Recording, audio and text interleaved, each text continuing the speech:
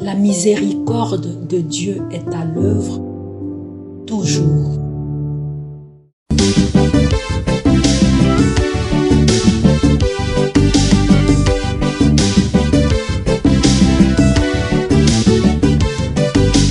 Biblia, buku ya bomoi, buku ya bwanyae, emayele, ekokolisa boya bibwa biso. Biblia, buku ya bomoi, buku ya bwanyae, emayele, ekokolisa. Le Seigneur est la force de son peuple, le protecteur et le sauveur de ses fidèles. Sauve-nous, Seigneur, veille sur nous, conduis-nous toujours. Au nom du Père et du Fils et du Saint-Esprit. Amen.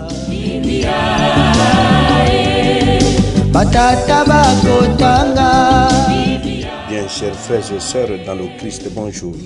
Ce jeudi 27 juin, notre mère l'Église nous propose en méditation ces deux textes. La première lecture est tirée du deuxième livre des Rois, au chapitre 24, du verset 8 au verset 17. L'évangile, c'est l'extrait de l'évangile de Jésus-Christ selon saint Matthieu, au chapitre 7, du verset 21 au verset 29. Prions le Seigneur.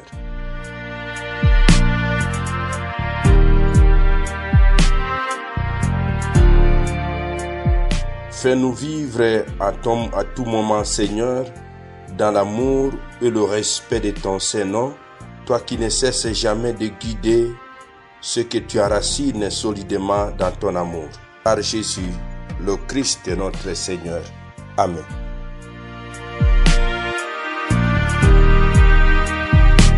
Liturgie de la parole de Dieu. Première lecture. Lecture du deuxième livre des Rois. Jéconias avait 18 ans lorsqu'il devint roi et il régna 3 mois à Jérusalem. Sa mère s'appelait Neusta, fille d'Elnathan. Elle était de Jérusalem. Il fit ce qui est mal aux yeux du Seigneur, tout comme avait fait son père. En ce temps-là, les troupes de Nabuchodonosor, roi de Babylone, montèrent contre Jérusalem et la ville fut assiégée. Le roi de Babylone vint en personne attaquer la ville que son armée assiégeait. Alors Jéconias, roi de Juda, avec sa mère, ses serviteurs, ses officiers et ses dignitaires, se rendit au roi de Babylone, qui les fit prisonniers. C'était en la 8e année du règne de Nabuchodonosor. Celui-ci emporta tous les trésors de la maison du Seigneur avec ceux de la maison du roi. Il brisa tous les objets en or que Salomon, roi d'Israël, avait fait faire pour le temple. Tout cela, le Seigneur l'avait annoncé. Nabuchodonosor déporta tout Jérusalem, tous les officiers et tous les vaillants guerriers, soit 10 000 hommes, sans compter tous les artisans et forgerons. On ne laissa sur place que la population la plus pauvre. Le roi Jéconias fit déporter à Babylone avec la reine mère, les épouses royales, les dignitaires, l'élite du pays. Tous partirent en exil de Jérusalem à Babylone. Tous les soldats, au nombre de 7 000, les artisans et les forgerons, au nombre de 1 000, tous ceux qui pouvaient combattre furent déportés à Babylone par le roi Nabuchodonosor. Celui-ci fit roi à la place de Jéconias, son oncle Mathania, dont il changea le nom à celui de Sédéchias. Parole du Seigneur, nous rendons grâce à Dieu.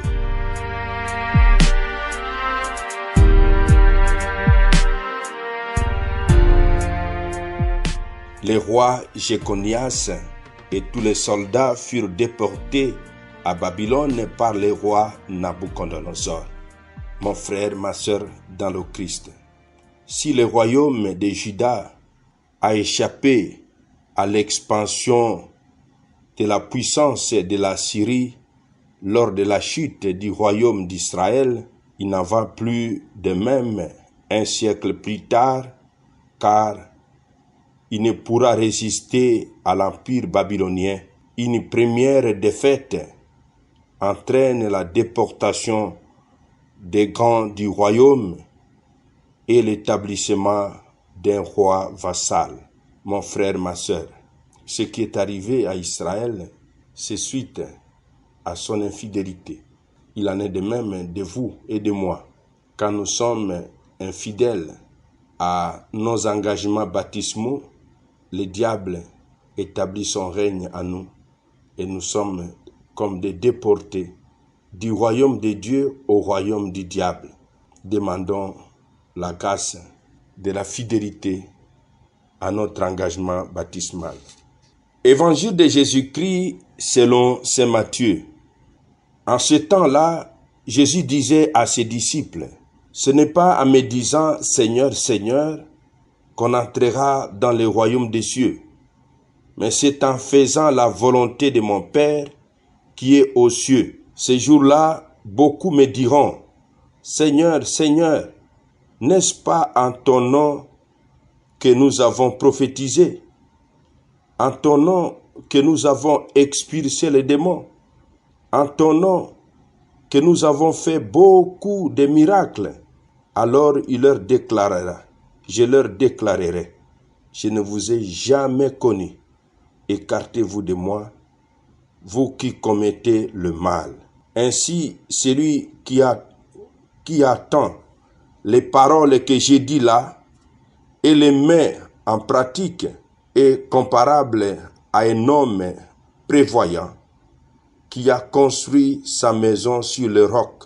La pluie est tombée, les torrents ont dévalé, les vents ont soufflé et se sont abattus sur cette maison. La maison ne s'est pas écroulée, car elle était fondée sur le roc. Et celui qui attend de moi ces paroles, sans les mettre en pratique, est comparable à un homme insensé qui a construit sa maison sur le sable. La pluie est tombée, les torrents ont dévalé, les vents ont soufflé, ils sont venus battre cette maison. La maison s'est écroulée et son écroulement a été complet. Lorsque Jésus eut terminé ce discours, les foules restèrent frappées de son enseignement, car il les enseignait en homme qui a autorité et non pas comme leurs scribes. Acclamons la parole de Dieu. Louange à toi, Seigneur Jésus. La parole de Dieu, sainte et infinie, me porte. La maison construite sur le roc et la maison construite sur le sable. Mon frère, ma sœur, de cet évangile que nous venons d'entendre, Jésus nous parle de la vraie fidélité à la mission et nous invite à construire sur des bases solides. Accomplir un ministère de prophète, d'exorciste ou de guérisseur est une bonne chose en soi. Cependant, Jésus ne connaît pas la valeur de ces ministères s'ils sont accomplis par quelqu'un dont l'existence contredit la loi de Dieu. Nul ne connaît à l'avance la violence des tempêtes que la vie peut un jour déchaîner contre lui. Jésus conclut par un conseil primordial. Celui qui veut bâtir une existence solide doit la fonder sur les rochers inébranlables, la parole de Dieu, écoutée, méditée et mise en acte. Mon frère, ma sœur dans le Christ, ce matin, demandons cette grâce de bâtir notre vie sur l'évangile que nous écoutons chaque jour. Que la parole de Dieu que nous écoutons chaque jour serve de repère, des lignes de conduite de notre vie.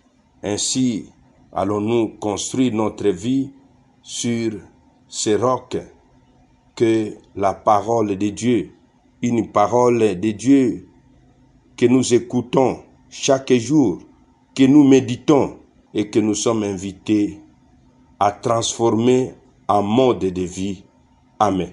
Et que Dieu Tout-Puissant vous bénisse et vous protège, le Père, le Fils et le Saint-Esprit. Amen. Excellente journée à tous.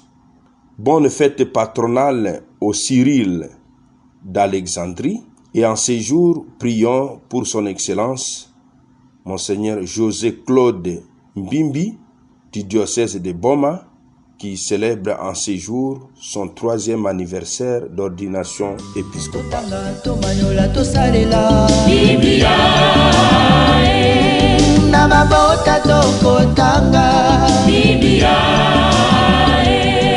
Namasanga tokotanga oh bipai biso buku ebombi makanisi manzambe buku ya kokabola na baninga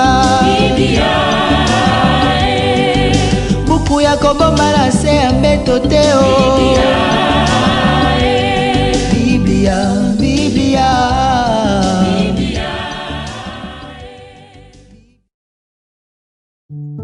La miséricorde de Dieu est à l'œuvre toujours.